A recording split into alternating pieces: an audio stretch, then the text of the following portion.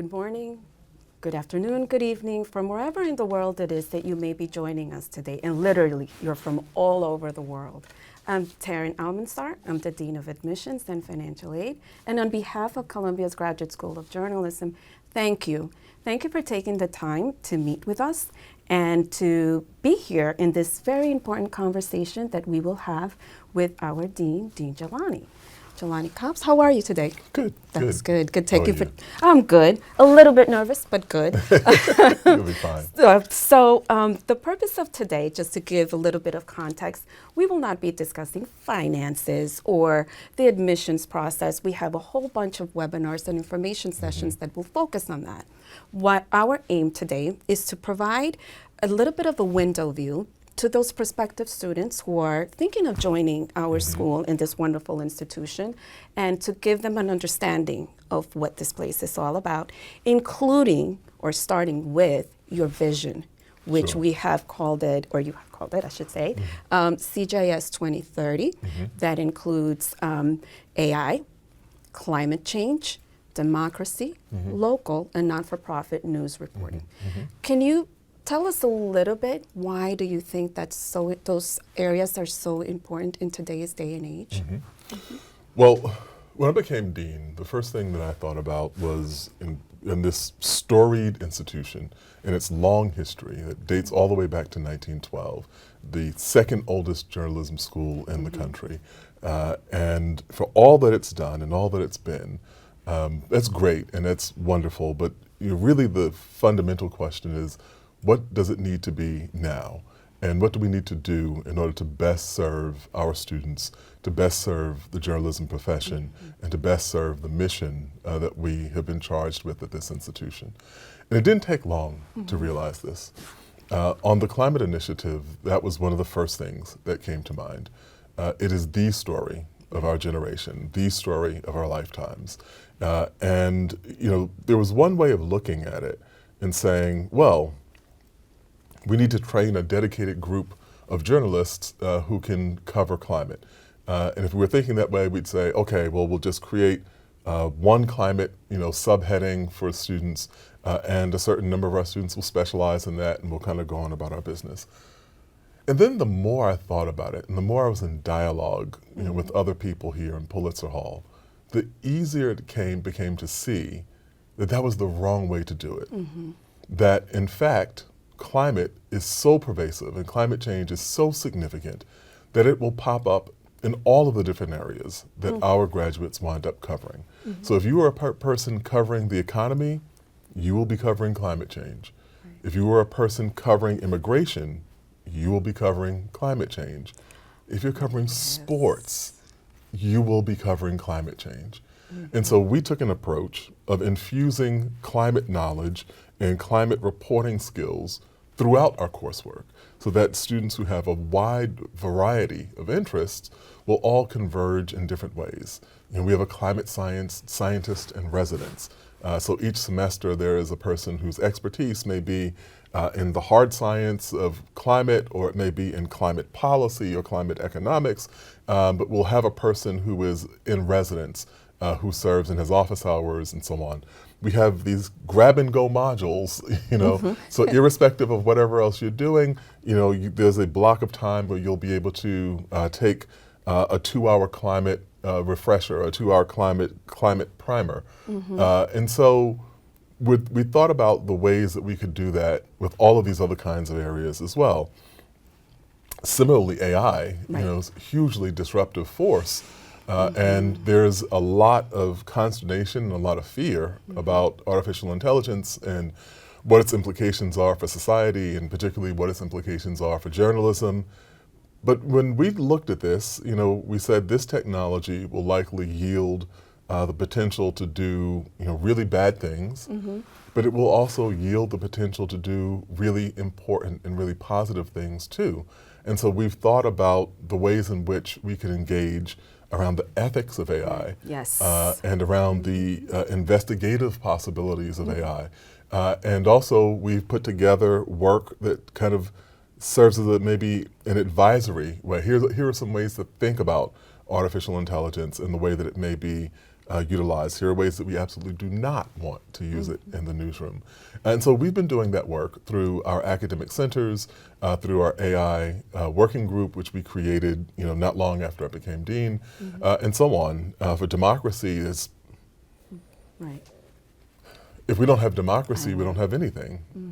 And in the moment where we're seeing so many challenges to our democracy, we need to reaffirm the ways, both in our classrooms, in our programming, in the kinds of convenings that we hold in Pulitzer Hall. All of those things need to be geared explicitly toward building a more democratically oriented and a more resilient press. Right. What I love about what you have just shared, Jelani, is that all of those different areas, regardless of what kind of journalistic stories that our students want to pursue, it's going to permeate that. And the way that I'm thinking, even with democracy and the arts, there are certain places where certain types of concerts cannot happen, meaning in the world, because that's not part of it. You can't say certain kind of phrases. So for all of you who are hearing this, the important thing to take away from here is that you're gaining skill sets and you're gaining knowledge and the critical thinking to realize that even if you are pursuing a story which you may think does not involve democracy or climate, it is impacting what you're going to be reporting. And in terms of AI, you said something very interesting, fear of AI. But what I'm hearing is that part of what the students will be gaining here, it's how to use AI in a way that's helpful to do their reporting. So instead of fearing it, it's another tool that they'll know how to use. Absolutely. Artificial intelligence will allow us to do sophisticated investigations, to do in 2 months a story that might have taken 24 months.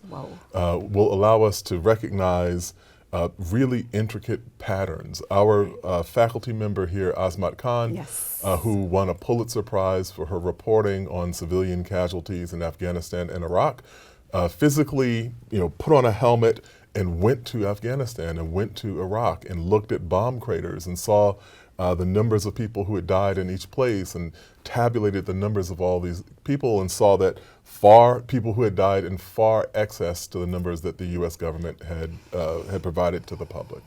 She won a Pulitzer Prize for that.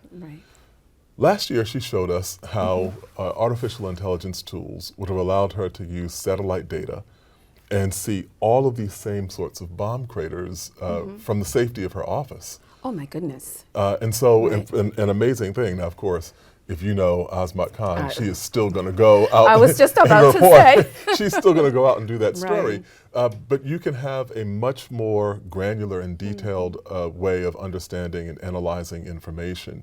The same thing with financial irregularities. If you are a financial reporter or a business reporter and you think that there may be something suspect about a profit and loss statement, and you could go combing through the weeds, artificial intelligence may allow you to find that information and to see the disparities in a heartbeat, where it may have taken you a month or 6 weeks to do this on your own.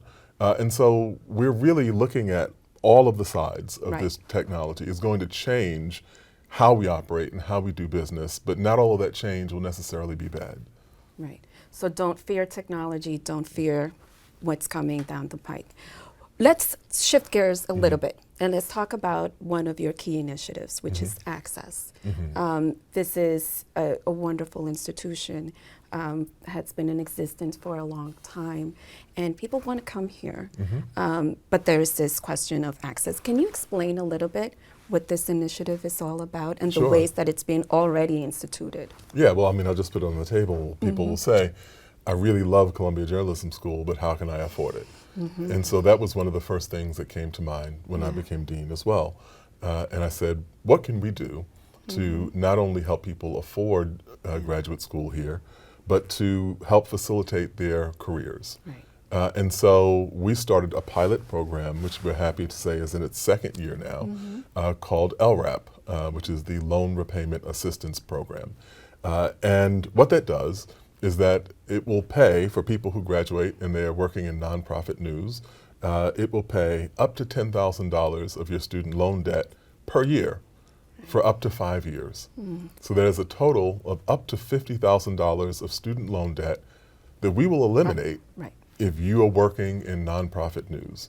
And so you apply each year, and if you're in the system and you're still working in nonprofit news, we will take $10,000 of debt off the books for you.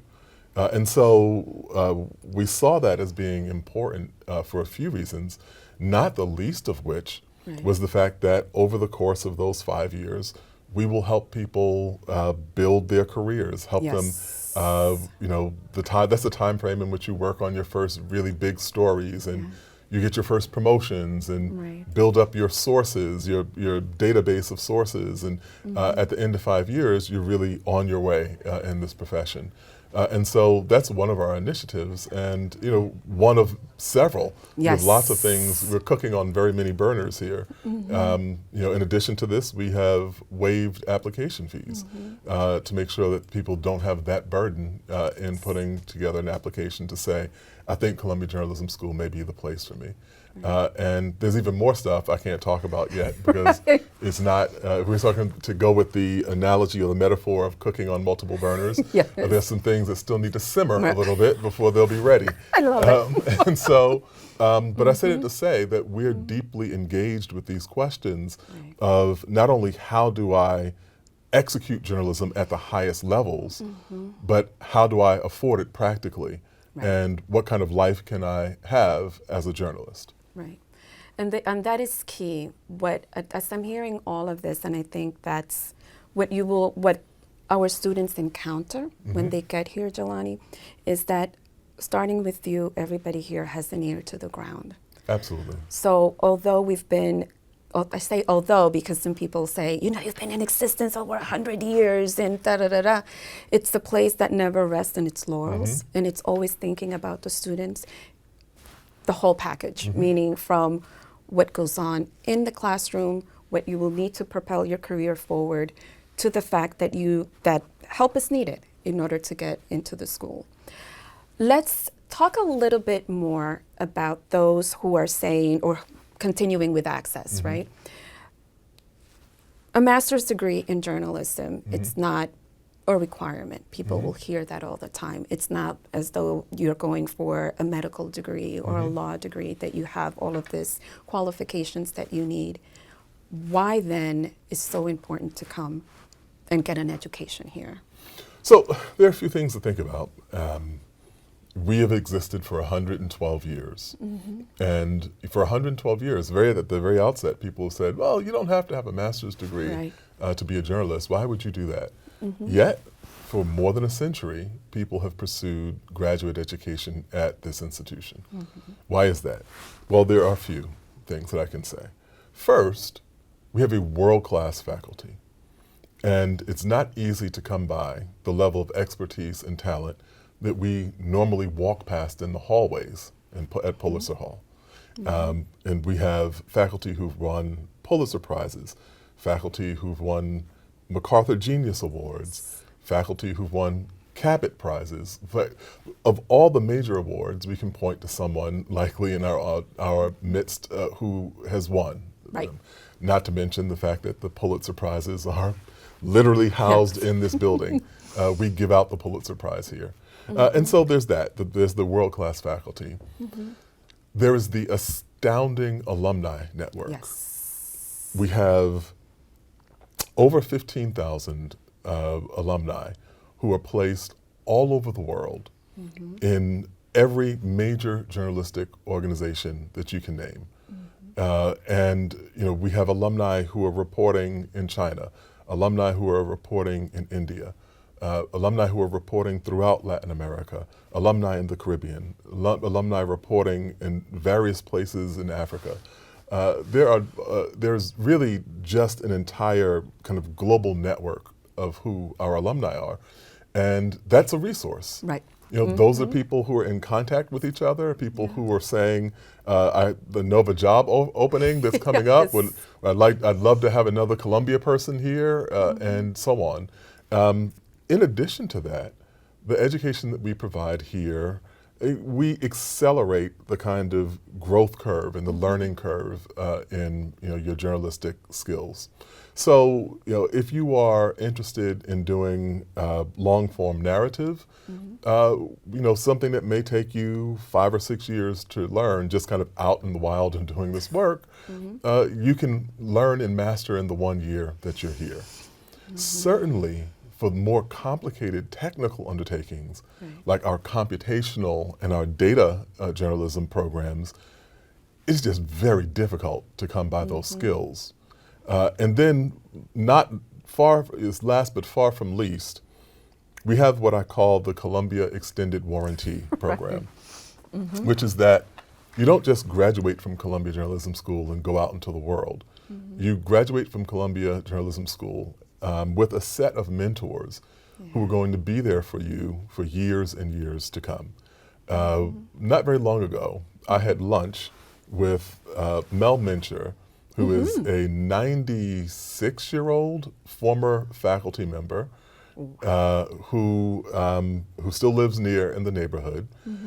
And at his home for lunch, we had 2 of his students, one of whom is a faculty member here. Oh my goodness, are you listening to this? Has taught at Columbia Journalism School for 30 years himself, and another who has remained in touch with him for more than 30 years, and the people that they've in turn touched and been influential for. I've spoken to students of mine from 5 years ago or 6 years ago or 7 years ago who say, I have this question about whether I should take this job or that job, or I have a question about how I should approach this story. What do you think? It is very difficult to get that kind of mentorship in the profession now, just quite frankly. There's a lot of churn and a lot of turnover. But we are steadfast. We are that steady set of resources that you can call upon as you move through the various phases of your career. And that is impressive in itself. You've said a lot of things, and as you were saying that, I'm like, yes, agree. Starting with the faculty, where award-winning, yourself included. But one of the great things about walking down the hallways and seeing the interactions, it's the investment that the faculty members have in each of the single student. So although they're out there reporting, like Asmat Khan, as you've mentioned, although they're out there winning awards, they're still invested in their students, in making sure that they have the appropriate skills to do the reporting, but also the mentorship. And that in itself, it's unparalleled. The other thing that stuck out to me is the global. We're global, literally all over the world. You're going to find an alum of the J School, or maybe down the street, walking you, and all of a sudden you see this is somebody that graduated from the J School. Certainly leaders from all over, whether it's in academia, whether it's in the newsrooms, where it's in business side of things. So as I was hearing all of this, and as I tried to very badly probably summarize all of it, what would you say, we discussed AI, we discussed democracy, what skills do our students graduate with that they can use anywhere, whether it's in the reporting in the newsroom or someplace else? So here's the important thing. We found, when Joseph Pulitzer imagined this institution, he thought that there were 2 things that were critical for everyone to learn. Those things were reporting and ethics. And 112 years later, that is still what we lead with. We lead with reporting and we lead with ethics. But when you leave here, you have a skill set that is transferable to lots of different undertakings. And so you leave here with the ability to read and write information cogently and quickly, to write with clarity. You have the ability to produce information. You learn to produce information on tight deadlines. You learn to interview people. You learn how to take a large amount of information and distill it down to the fundamental things that people need to know. And really, one of the most significant skills and transferable skills is that you learn how to research and find information. You learn how to find out things. I mean, you learn how to find out things that people don't even want you to know. That's a skill. Especially, that is a real skill. And so as we look at the journalism profession, very often we have people who will spend their entire lives doing one thing in reporting. But when I was just talking to a friend last night who works in a kind of global policy analysis capacity, and he said, I hire journalists all the time. And he was like, and he said, I'm up to my ears in applications from lawyers. Right. He was like, but when I see an application from a journalist, that makes me perk up because I know that this person knows how to find information. I know that they know how to hit a deadline. I know that they know how to present this information in a way that's accessible. And I know that this person is overwhelmingly likely to be a really hard worker. And so there you go. So this is one of the key things to know, that you're walking away with, I don't want to say training, but it's almost like the critical thinking skills that's going to help you throughout your lifetime, regardless of where you are. absolutely. So so that is very key. Remember, if you don't remember anything else, remember that. Let's talk a little bit, I know I'm going to talk a little bit about what you all want to hear also about, which is, who are we looking for? What's the ideal student? Who do you think would be successful here at the J School? Well, absolutely. I think people who have a background in culinary arts can be successful here. And I think that people who have a background in medicine can be successful here. People who have a background in business, good chance you can be successful here. And if you get at it, I have had students in all of those backgrounds in recent years. And the answer to that is that there is no typical background. Right. Because journalism deals with the affairs of deals with the entirety of human affairs. Your experience in being a human being is what you bring to the table and your way of understanding this. And so when I talked with the entering student who'd been a chef for 12 years, and he said, this is a big change. And I said, probably less of a change than you would imagine. Right. And we talked about all the things that he had learned as a chef around in different kitchens around the world, and how those skills could be applicable, and the things that he knew could be useful to him in covering not just food or being a food critic or that sort of thing. I said, but labor, supply chain, agriculture, business, all of these things you know something about, and I would send you out to cover a story on those subjects. And so what we look for here are people who are curious, people who are open-minded, people who are interested in understanding facts, and then quite frankly, doesn't hurt to be a little bit on the nosy side, Right. And so like all of those kinds of skills, and if you are a person that is dogged and determined and wants to find out the answer to a question, if you were that kid that kept saying why in response to every question, then we have a place for you here. That is quite amazing. So for those of you who may be thinking, no, I will never, that's not the place for me, I will not fit in, or they will not want me, that is not the case. What I hear from what you have expressed, Jelani, is that we have an eye for potential, and we see what you're able to accomplish and how we can help you achieve that. So to end. Well, one thing, I'll say one thing. Sure.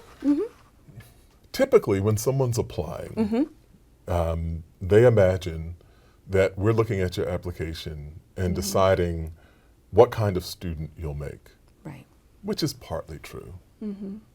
But in addition, the thing that we think about that you may not be aware of is that we're thinking about what kind of alumnus would you make. When you enter this institution, that's just one part, that's 1 year.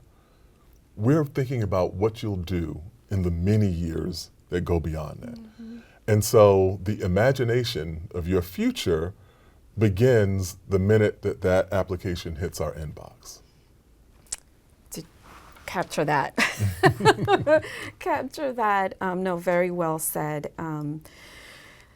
To end, Jelani, what would you, and I'm going to do a bad job because I know you're multifaceted, but you're a reporter, you're a historian, you lead one of the greatest institutions there is. You're a father, you're a husband. How do you do it all? For those of you who are saying, I don't know if I can handle all of that. You know, I think the thing that's been really important to me is that I have good people around me. And, you know, that's been key to anything that I've achieved and I've accomplished. And I think that, you know, the one thing that I may have left out in talking about this institution is that the relationships people build with their classmates are lifelong. You know, as one example, we gave an award to an alumnus from the class of 1971, and about 10 of his classmates from 1971 showed up 53 years later to congratulate him and to say how honored they were to see him receive this award. You know, what happens here in this building is really special. We have a common drive and a common commitment to the freedom of the press, and as the plaque on the wall in the lobby says, to educate the next generation of journalists and to uphold the standards of excellence in journalism. We're bound by that, but we're also bound by a lot of really important relationships that are fostered in this building and that go on really out the door with you for the rest of your life. That is a wonderful way to end this conversation, Jelani, because it delves into the sense of belonging, into the sense of support, in terms of the training, everything. So it's the whole package that you would be getting when you get here. And I will say to each and every single one of you who is also might be thinking, well, I'm from some small little city, or that's a big city, it's New York. No, we're literally have people from all over the world, and the experience is the same, is the similar, because again, you've become part of us. So with that, thank you, Jelani, thank you for this. And for all of you, thanks again for taking the time to for having taken the time to be with us. And this is not the end of our conversation. I know that you will be seeing a lot more from my admissions team, and that we will have further webinars, information sessions, and we look forward to speaking and seeing each and every single one of you. Thank you. Thank you. Thank you.